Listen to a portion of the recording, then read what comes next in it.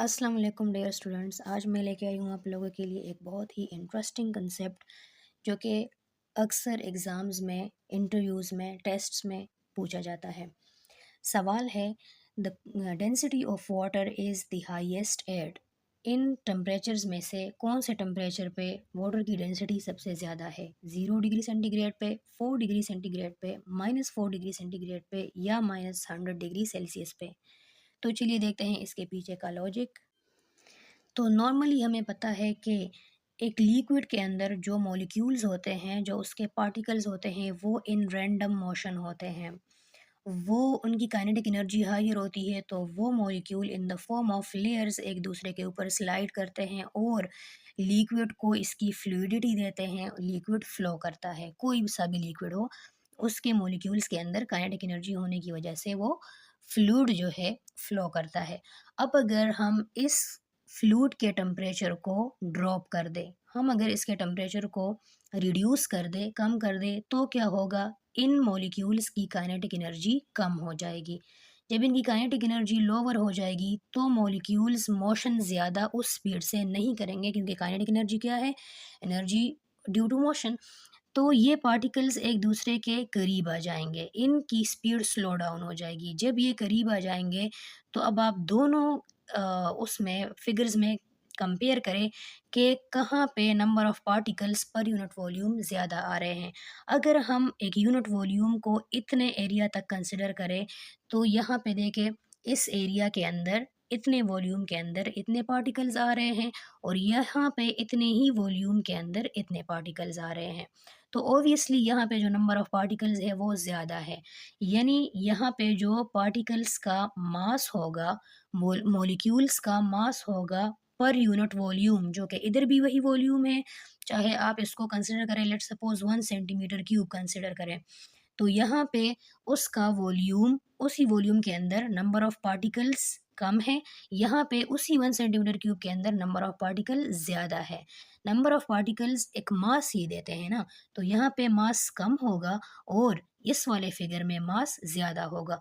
तो जब मास per unit volume ज़्यादा होगा, इसका मतलब है कि इसकी डेंसिटी ज़्यादा है। ठीक है? तो मॉलिक्यूल की मोशन कम हो जाने की वजह से, उनके एक दूसरे के करीब आ जाने की वजह से किसी भी लिक्विड की डेंसिटी बढ़ जाती है, क्योंकि पर यूनिट वॉल्यूम मास बढ़ जाता है। ये है जनरल ट्रेंड। जो लिक्विड आप उसको अगर सॉलिड में कन्वर्ट कर दें और फिर उसको उसके लिक्विड फॉर्म में डाल दें, उसके आइस क्यूब्स बना के, तो वो उसके अंदर सिंक कर जाएगा, कोई सा भी लिक्विड। लेकिन हर एक लिक्विड नहीं, कम से कम वाटर नहीं। क्यों? आइए देखते हैं। अच्छा, तो अब जब हमने कह दिया कि जब हम टेम्परेचर को रिड्यूस करेंगे, टेम्परेचर को डाउनवर्ड लेके आएंगे, कम करेंगे, तो डेंसिटी बढ़ेगी। टेम्परेचर कम होगा, डेंसिटी बढ़ेगी। ये रिलेशनशिप हमने अभी तक पढ़ा। तो यहाँ तक अगर किसी बंदे को इन्फॉर्मेशन है, इतनी नॉलेज किसी के पास है, तो कंफर्म वो श्योरली यही कहेगा कि ऑप्शंस में जो सबसे कम टेम्परेचर वाला ऑप्शन है वही सही है। क्योंकि हमने ये कंसेप्ट पढ़ा कि टेम्परेचर जितना कम करते जाएंगे उतना डेंसिटी बढ़ती जाएगी। ठीक है, तो -100 डिग्री सेल्सियस को ही एक बंदा चूज़ करेगा अगर उसको इतना ही कंसेप्ट पता है। लेकिन ये जो हमने चूज़ किया ऑप्शन, आंसर ये रॉन्ग है। लेकिन क्यों रॉन्ग है? अभी तो हमने कहा कि टेम्परेचर डिक्रीज़ करने से डेंसिटी बढ़नी चाहिए, और सवाल भी यही था कि सबसे ज़्यादा डेंसिटी किस टेम्परेचर पे होगी वाटर की, तो सबसे कम टेम्परेचर पे होनी चाहिए। लेकिन बाकी लिक्विड्स ये ट्रेंड फ़ॉलो करते हैं, water shows anomalous behaviour. Water इससे डिफरेंट बिहेवियर शो करता है, बाकी लिक्विड से अलग तरह से वो टेम्परेचर को रिस्पॉन्स करता है। अब इसका क्या मतलब है? आइए देखते हैं। चलिए जानते हैं कि डिफरेंट टेम्परेचर के ऊपर वाटर की डेंसिटी में क्या ट्रेंड आता है। अगर तो वाटर का टेम्परेचर 4 डिग्री सेल्सियस से हायर है, यानी 5 एंड हायर, तो उस वक्त वाटर की डेंसिटी कितनी होगी? 0.999 ग्राम पर सेंटीमीटर क्यूब। यानी 1 सेंटीमीटर क्यूब वॉल्यूम के अंदर वाटर मॉलिक्यूल का जो मास होगा वो 0.999 ग्राम होगा। अब अगर हम टेम्परेचर को 4 डिग्री सेंटीग्रेड तक ले आएँ, अगर हम उसको डाउन टू 4 डिग्री सेंटीग्रेड ले आए तो 4 डिग्री सेल्सियस पे वाटर की डेंसिटी हो जाती है 1.0 ग्राम पर सेंटीमीटर क्यूब। यानी मॉलिक्यूल की मोशन कम हो गई, काइनेटिक एनर्जी कम हो गई, वो एक दूसरे के करीब आ गए। तो उसी 1 सेंटीमीटर क्यूब के अंदर अब जो मास है, जो मॉलिक्यूल का मास है वो कितना है 1.0 ग्राम पर सेंटीमीटर क्यूब।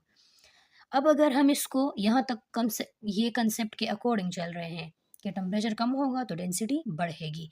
अब आ जाए कि जब हम इसको 4 डिग्री सेंटीग्रेड से कम कर दें टेम्परेचर को, तो नॉर्मली होना चाहिए कि इसकी डेंसिटी और भी बढ़ जाए, क्योंकि यही रूल है, कॉमन रूल यही है। लेकिन 4 डिग्री सेल्सियस से जब डाउनवर्ड पे आते हैं तो वाटर की डेंसिटी फिर से कम होने लगती है और 0 डिग्री सेंटीग्रेड पे पहुंच के वो कितनी हो जाती है 0.917 ग्राम पर सेंटीमीटर क्यूब, यानी इस वैल्यू से भी कम। सबसे कम वैल्यू ऑफ डेंसिटी कब आती है 0 डिग्री सेल्सियस पे, दैट इज 0.917।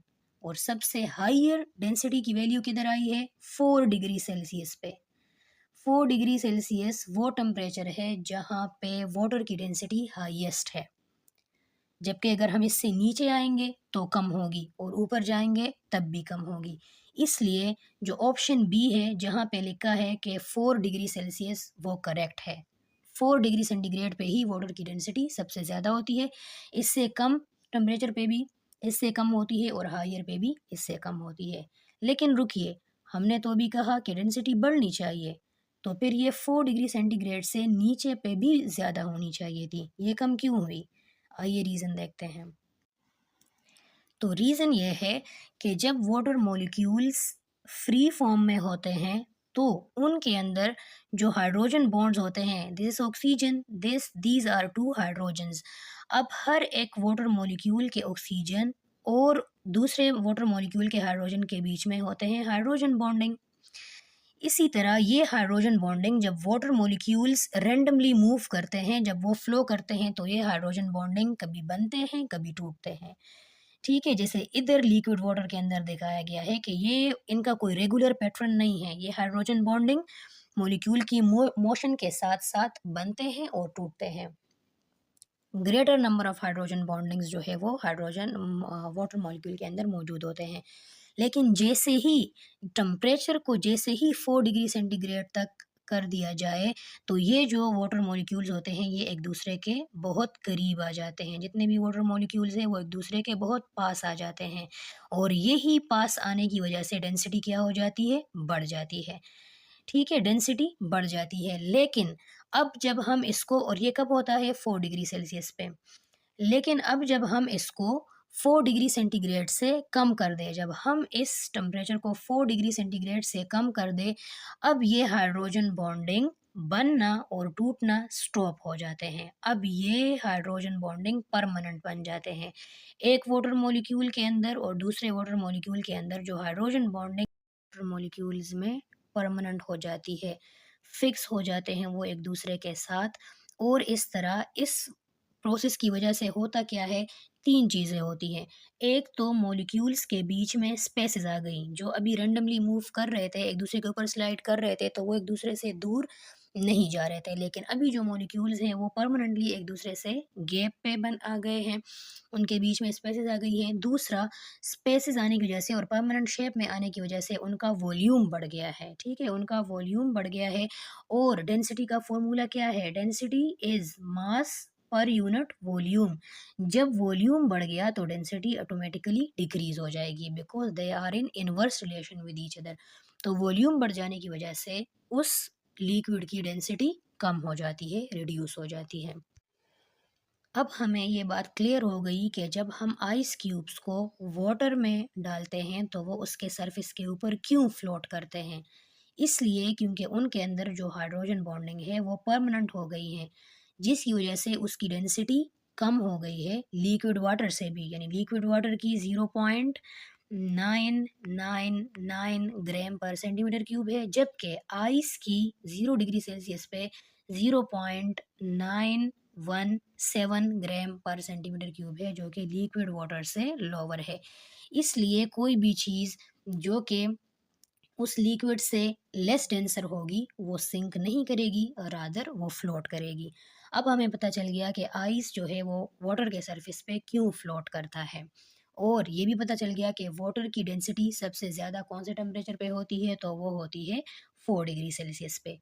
ये था वाटर के हवाले से एक बहुत ही इंटरेस्टिंग कंसेप्ट। उम्मीद है कि आप लोगों को समझ आ गई होगी, और अगर आपसे इस कंसेप्ट में किसी भी एंगल से क्वेश्चन किया जाए कि डेंसिटी किस टेम्परेचर पे कम होती है या क्यों होती है, या इसके पीछे रीजंस क्या हैं, या वाटर के सरफेस पे क्यों आइस फ्लोट करता है, तो इस एक कंसेप्ट में आपके बहुत सारे क्वेश्चंस कवर हो सकते हैं। नेक्स्ट इंटरेस्टिंग कंसेप्ट के लिए हमारे साथ रहिए। तब तक के लिए अल्लाह हाफिज़।